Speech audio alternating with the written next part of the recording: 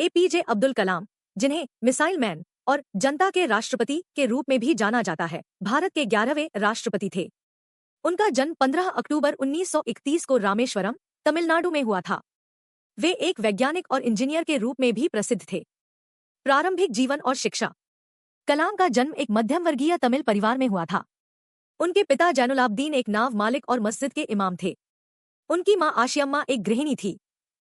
कलाम ने रामनाथपुरम के Schwarz higher secondary school से शिक्षा प्राप्त की और फिर तिरुचिरापल्ली के सेंट जोसेफ्स कॉलेज से भौतिकी में स्नातक की उपाधि प्राप्त की। उन्होंने 1955 में मद्रास इंस्टीट्यूट ऑफ टेक्नोलॉजी मिट में एरोस्पेस इंजीनियरिंग का अध्ययन किया। वैज्ञानिक और इंजीनियर के रूप में करियर। कलाम ने 1960 में रक्षा अनुसंधान और विकास संगठन DRDO में एक वैज्ञानिक के रूप में अपना करियर शुरू किया। उन्होंने भारतीय अंतरिक्ष अनुसंधान संगठन इसरो में भी काम किया, जहां उन्होंने भारत के पहले उपग्रह प्रक्षेपण यान SLV-3 को विकसित करने में महत्वपूर्ण भूमिका निभाई।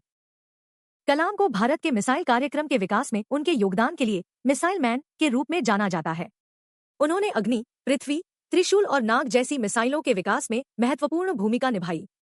भारत के राष्ट्रपति के रूप में कलाम 2002 से 2007 तक भारत के राष्ट्रपति रहे। अपने कार्यकाल के दौरान उन्होंने शिक्षा, विज्ञान और प्रौद्योगिकी के क्षेत्र में सुधारों पर जोर दिया। उन्हें जनता के राष्ट्रपति के रूप में जाना जाता था, क्योंकि वे आम लोगों के साथ जुड़ने और उनसे बात करने के लिए हमेशा तैयार रहते थे। अन्य योगदान। कलाम एक प्रसिद्ध लेखक भी थे और उन्होंने कई किताबें लिखीं, जिनमें India 2020 inch, wings of fire और इग्नाइटेड माइंड्स शामिल हैं।